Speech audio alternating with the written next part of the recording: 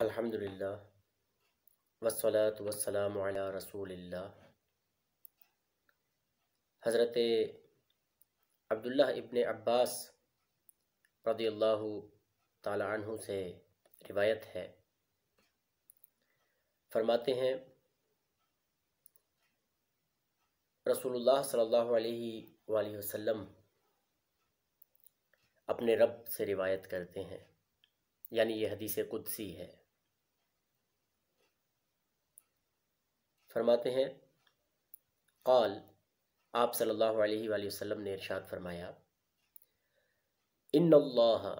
بے شک اللہ تعالی نے، کتب الحسنات والسیئات، کہ بے شک اللہ تعالی نے نیکیاں بھی لکھ لی ہیں اور گناہ بھی لکھ لیے ہیں، برائیاں بھی لکھ لی ہیں۔ ثم بیّن ذالک،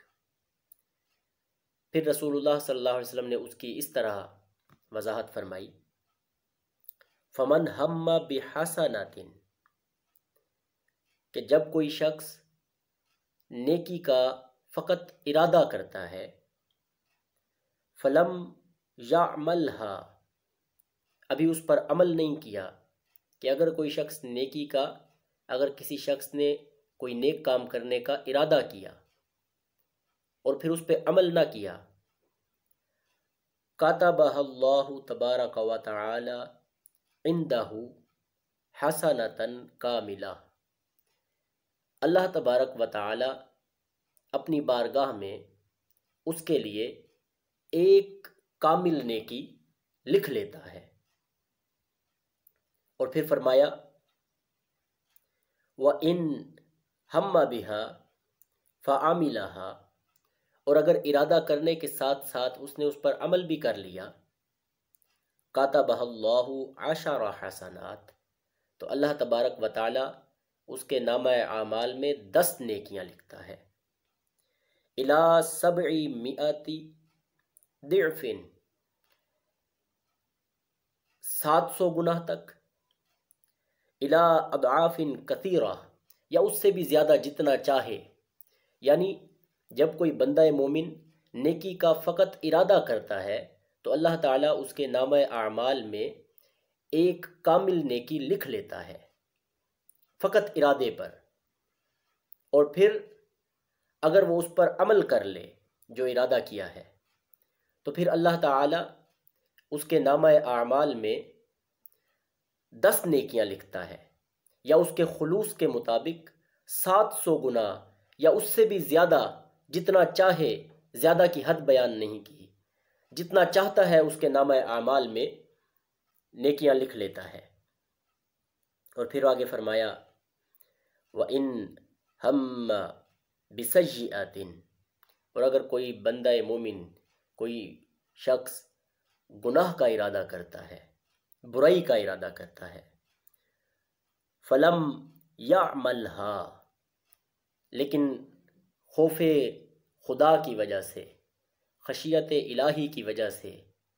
کرتا نہیں ہے، رک جاتا ہے، باز آ جاتا ہے، صرف ارادہ کرتا ہے، تو فرمایا کتبہ اللہ تعالی عندہ حسنۃ کاملہ، اللہ تعالی اپنی بارگاہ میں اس عمل پر بھی اس کی ایک کامل نیکی لکھ لیتا ہے، کامل نیکی لکھ لیتا ہے۔ اور پھر آگے فرمایا وَإِنْ ہَمَّ بِهَا فَعَمِلَهَا، اور پھر اگر اس نے جس گناہ کا ارادہ کیا ہے اس کا ارتکاب کر کھڑتا ہے، اس پر عمل کر لیتا ہے، مرتکب ہو جاتا ہے گناہ کا، کاتبہ اللہ تعالی لکھتا ہے سیئۃ واحدہ، فقط ایک گناہ لکھتا ہے۔ متفق علیہ، اس حدیث کو امام بخاری اور امام مسلم دونوں نے روایت کیا۔ تو قربان جائیں اللہ تبارک و تعالی کی رحمت پر اور امت مسلمہ علی صاحبہ الصلاۃ والسلام پر خصوصی شفقت اور رحمت پر، قربان جائیں کہ جب بندہ مومن نیکی کا ارادہ کرتا ہے تو پھر اس کو صرف ارادے پر ایک کامل نیکی کا ثواب مل جاتا ہے، اور کرنے کے بعد 10، 700 یا جتنا رب تعالیٰ چاہے اس کے اخلاص کے مطابق اس کو ثواب عطا فرماتا ہے۔ اور پھر اگر وہ گناہ کا ارادہ کرتا ہے، اب قاعدے کے مطابق اصول تو یہ بنتا ہے کہ جیسے نیکی کے ارادے پر نیکی لکھ لی، اور وہ بھی حسنۃ کاملہ، کامل نیکی لکھ لی، تو یہاں پر سیئۃ کاملہ ہونا چاہیے تھا کہ کامل گناہ لکھ لیا جاتا،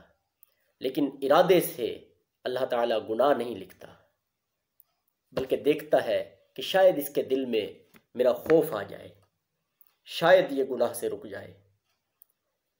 اور اگر وہ بندہ واقعی اللہ تعالیٰ کی خشیت کی وجہ سے اور اس کی محبت کی وجہ سے، اس سے حیا کی وجہ سے اس گناہ سے رک جاتا ہے، باز آ جاتا ہے، تو پھر اللہ تبارک و تعالیٰ اس کے نامہ اعمال میں پھر فرمایا حسنۃ کاملہ، کامل نیکی لکھ دیتا ہے۔ اور پھر اگر وہ اس پر عمل پیرا ہو جائے، اس گناہ کا ارتکاب کر کھڑے، تو پھر سیئۃ واحدہ، اس کے نامہ اعمال میں فقط ایک گناہ لکھا جاتا ہے، اور وہاں نیکی کے لیے حسنۃ کاملہ کا لفظ استعمال کیا، اور یہاں گناہ کے لیے سیئۃ واحدہ کا لفظ استعمال کیا۔ تو یہ اللہ تبارک و تعالیٰ کی امت مسلمہ پر خصوصی رحمت ہے۔ ہم سے پہلے کسی امت کو یہ اجر اور اس طرح بے حساب اجر نہیں ملا کہ ایک نیکی پر 700 گناہ سے بھی زیادہ ثواب ملے، اور گناہ کرنے پر فقط ایک گناہ۔ اور ایک اور پرلطف بات بتاؤں اور اپنی بات کو اختتام کی جانب لے جاؤں کہ ایک اور روایت میں آتا ہے کہ پھر بندہ مومن اگر گناہ سے توبہ کر لیتا ہے، سچی توبہ، تو وہ جو ایک گناہ لکھا ہے اسے بھی اللہ تبارک و تعالی نیکی سے بدل دیتا ہے۔ تو یہ ہے اللہ تبارک و تعالی کی رحمت ہم گناہ گاروں پر، اور وہ کہتے ہیں کہ اللہ تبارک و تعالی نے بخشش کے بہانے رکھے ہیں، وہ چاہتا ہے ہمیں بخش دے، اور اب